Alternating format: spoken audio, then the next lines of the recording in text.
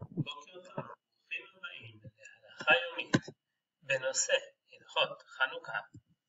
חנוכה, חנוכת מקדשנו, בגיל ובשמחה ממלאים את ליבנו, לילה ויום סביבוננו ייסוב, סוף גניות לא חל גם לרוב. העירו, הדליקו, נרות חנוכה רבים, על הניסים ועל הנפלאות אשר חוללו המכבים, על הניסים ועל הנפלאות אשר עשה השם למכבים הגיבורים.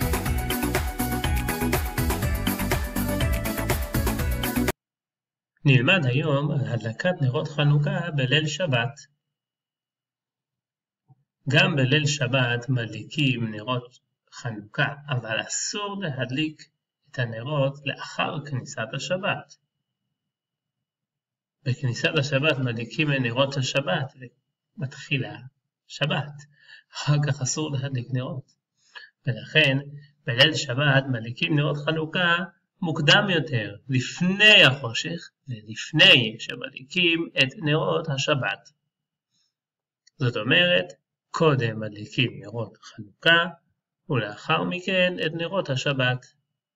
מכיוון שבערב שבת מדליקים את נרות חנוכה מוקדם מהרגיל, צריך לדאוג שיהיה יותר שמן מהרגיל, או להדליק נרות שדולקים זמן ארוך מהרגיל, כדי שהנרות ידלקו לפחות עוד חצי שעה לאחר צאת הכוכבים.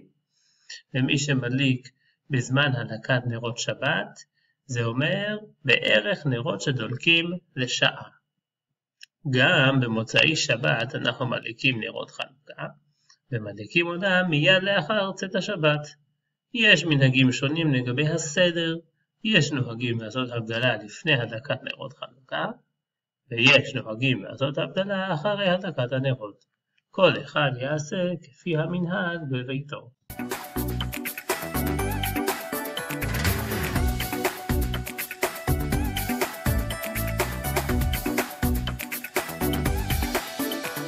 ימי החנוכה, חנוכת מקדשנו, בגיל ובשמחה ממלאים את ליבנו, לילה ויום סביבוננו ייסוב, סוף גניות לא חל גם לרוב. העירו, הדליקו, נרות חנוכה רבים, על הניסים ועל הנפלאות אשר חוללו המכבים, על הניסים ועל הנפלאות אשר עשה השם למכבים הגיבורים.